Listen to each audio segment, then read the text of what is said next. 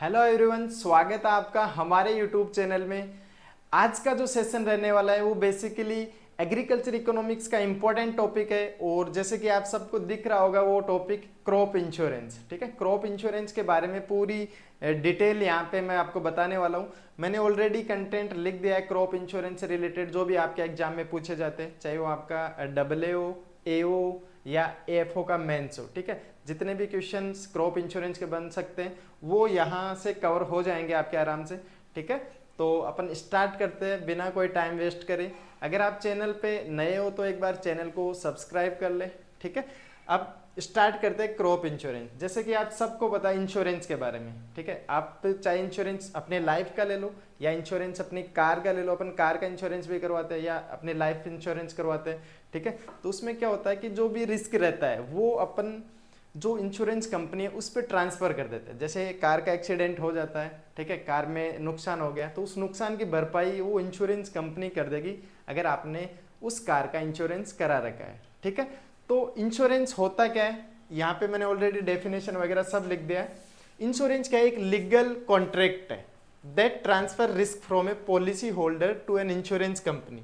जो भी रिस्क आएगा पॉलिसी होल्डर पे, अपन यहाँ क्रॉप इंश्योरेंस की बात करेंगे तो क्रॉप इंश्योरेंस में पॉलिसी होल्डर कौन होगा, फार्मर होगा। ठीक है, और जो भी फार्मर के ऊपर रिस्क आएगा या क्रॉप किसी कारणवश फेल हो जाती है या डैमेज हो जाती है, ठीक, तो क्या करेगा, जो फार्मर के ऊपर जो रिस्क था उस रिस्क को फार्मर ट्रांसफर कर देगा इंश्योरेंस कंपनी पे। ठीक है, उस क्रॉप का इंश्योरेंस करवा के। ठीक है, अब इंश्योरेंस कैसे करवाते वो सब अपन पढ़ेंगे। तो क्रॉप इंश्योरेंस की बेसिक सी डेफिनेशन यहाँ पे लिख दिया मैंने और आपको समझ में भी आ गई होगी। Insurance is a legal contract that transfer risk from a policy holder to an insurance company in exchange for a premium. ठीक है, यहाँ पे जो फार्मर पर या जो पॉलिसी होल्डर है वो अपना रिस्क कहाँ ट्रांसफर कर रहा है, insurance company, in exchange for a premium. मतलब यहाँ पे आप जो फार्मर है उसको बदले में क्या देना पड़ेगा, प्रीमियम। मतलब थोड़ा बहुत इंश्योरेंस कराने के लिए अपन थोड़ा बहुत अमाउंट देते हैं। ठीक है, या उस प्रीमियम को अपन बोल सकते हैं कॉस्ट ऑफ इंश्योरेंस, कि आपने क्रॉप का इंश्योरेंस कराया है। ठीक है, तो उसके बदले जो फार्मर है वो थोड़ा बहुत अमाउंट पे करता है उस इंश्योरेंस कंपनी को। ठीक है, वो परसेंट अलग अलग होता है। ठीक, तो उसी को अपन क्या बोल देते हैं, प्रीमियम बोल देते हैं। ठीक, अब यहाँ पे प्रीमियम का मतलब और डिटेल से बताया। जैसे कोई भी क्रॉप है, ठीक है, प्रीमियम जो रेट है वो अलग अलग हो सकती है अलग अलग क्रॉप की। ठीक, तो प्रीमियम कैसे डिसाइड करते हैं, किसी भी क्रॉप का जो सम इंश्योर्ड होगा।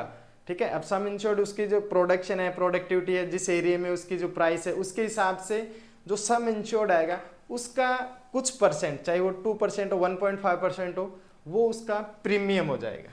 ठीक, अब देखो जो क्रॉप इंश्योरेंस है उसकी कहाँ से शुरुआत हुई थी। ठीक है, स्टार्टिंग में कौन सी स्कीम आई थी, तो गवर्नमेंट ऑफ इंडिया ने 1970 में एक कमेटी अपॉइंट की थी। ठीक है, इसको एग्जामाइन करने के लिए, और वो कमेटी कौन सी थी, धर्म नरेन कमेटी थी। ठीक है, उस कमेटी ने एग्जामाइन किया और पेश किया, मतलब फाइनली क्या किया, 1973 में गवर्नमेंट ऑफ इंडिया ने सेटअप किया एक GIC।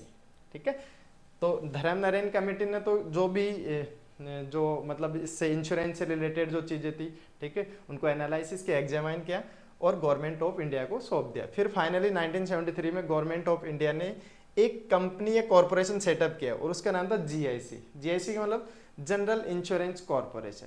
ठीक है, आपसे पूछ ले भाई GIC का सेटअप कब हुआ था, तो आप बताओगे 1973 में। ठीक है, तो GIC तो था ही, उसके साथ 4 और सब्सिडरी कंपनीज थी। ठीक है, और वो सब्सिडरी कंपनीज कौन सी, ये वाली मैंने ऑलरेडी नाम लिख दिया उनके।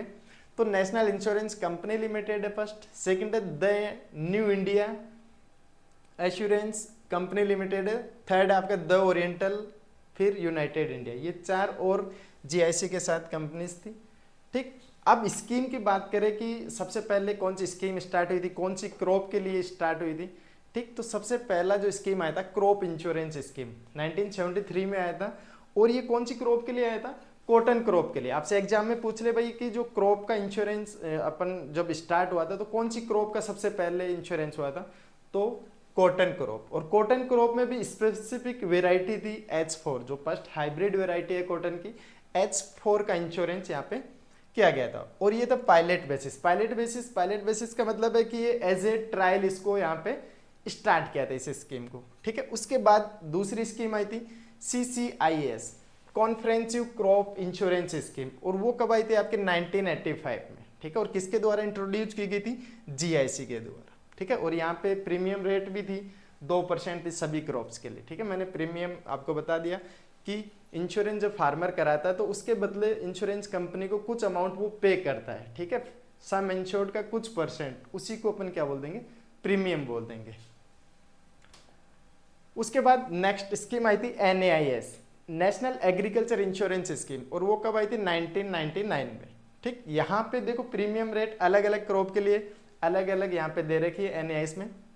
अगर अपन करें बात बाजरा और ऑयल सीड की तो वो दे रखा है 3.5%। अगर अदर खरीफ क्रॉप की करें तो 2.5, वीट की करें तो 1.5, अदर रबी क्रॉप की करें तो 2%, ठीक है। और ये एरिया अप्रोच थी। एरिया अप्रोच का मतलब है कि यहाँ पे जो नुकसान होगा फार्मर को, ठीक है, तो इंडिविजुअल फार्मर को नहीं देखेंगे, ठीक है। जैसे किसी इंडिविजुअल किसान के नुकसान हुआ, उसने वो जो भी नुकसान है उसके डिटेल्स भेजी, तो यहाँ पे इंडिविजुअल फार्मर को नहीं देख के क्या करते? एरिया अप्रोच, पूरे एरिया में कितना नुकसान हुआ, कितना परसेंट नुकसान हुआ, उस हिसाब से उनको क्या मिलेगा? क्लेम मिलेगा, ठीक है।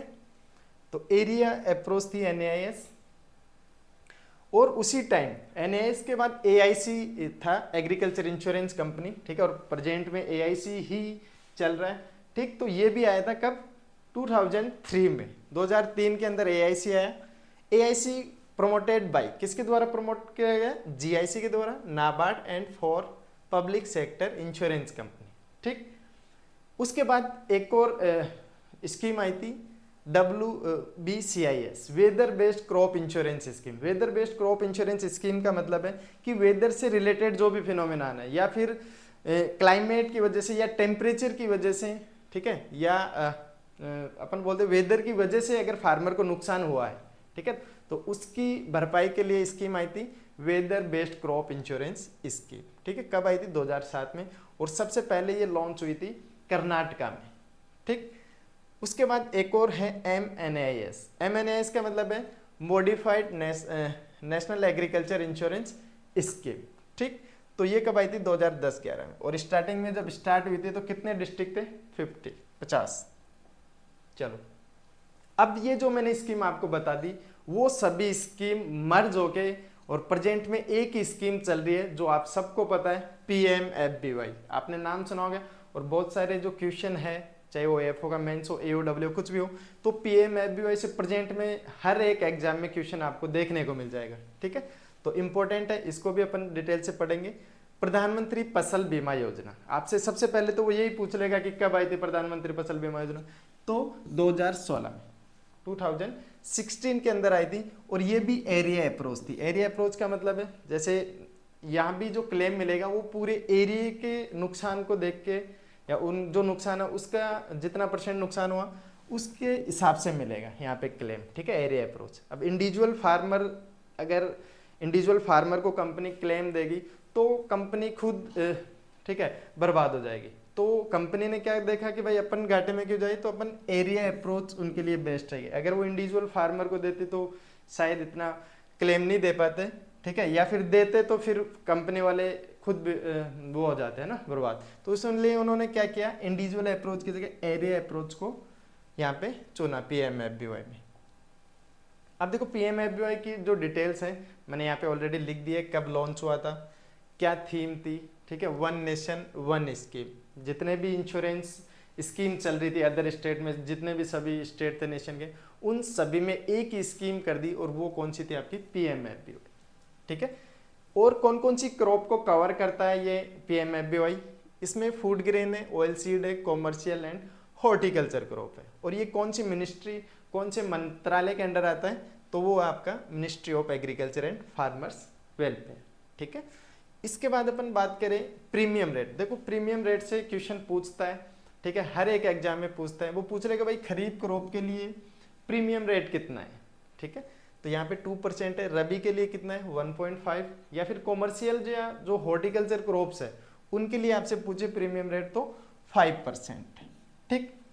इतना आपको पता लगे। उसके बाद ये है कि reporting of the crop loss with in 72 hours of occurrence of any event. मतलब जो भी किसी भी कारणवश जो लॉस हुआ है उसकी रिपोर्ट आपको देनी पड़ेगी, और वो कितने टाइम के अंदर देनी पड़ेगी आपको, 72 आवर्स। ठीक है, 72 आवर्स का मतलब है 3 डेज, 3 दिन के अंदर आपको वो रिपोर्ट देनी पड़ेगी जितना भी लॉस हुआ। ठीक, तो यहाँ अपन ने PMFBY के बारे में पढ़ा, तो थोड़ा सा एक और लाइन रह गया। हाँ, ये है, scheme was once mandatory for loanee farmer but in 2020 the government change it to make it optional for all farmers. ठीक है, स्टार्टिंग में ये जो स्कीम आई थी तब क्या था कि जो लोनी फार्मर थे, लोनी फार्मर मतलब जिन्होंने लोन ले रखा है ऑलरेडी बैंक से, चाहे वो KCC हो या अदर लोन हो, अगर उन्होंने KCC करवा रखी है तो उनके लिए क्या था, मैंडेटरी था ये इंश्योरेंस करवाना। ठीक है, लेकिन 2020 के बाद गवर्नमेंट ने चेंज कर दिया है, ऑप्शनल कर दिया। ठीक है, ऑप्शनल का मतलब है कि यहाँ अब मैंडेटरी नहीं है। ठीक है, कुछ लोग करा सकते हैं और कोई किसी को नहीं कराना तो वो नहीं भी कराए इंश्योरेंस। ठीक है, तो ये ऑप्शनल कर दिया, मैंडेटरी नहीं रखा। ठीक है, तो आई होप आप लोगों को क्रॉप इंश्योरेंस के बारे में जानकारी मिली होगी और स्कीम्स के बारे में पता लगा होगा कि कौन कौन सी स्कीम्स पहले चली थी, प्रेजेंट में कौन सी चल रही है, और कौन से क्वेश्चन आपके एग्जाम में पूछे जा सकते हैं, वो मैंने आपको बताया। ठीक है, अगर आपको वीडियो अच्छी लगी हो तो इसको फ्रेंड्स के साथ शेयर करें और वीडियो को लाइक करें। धन्यवाद।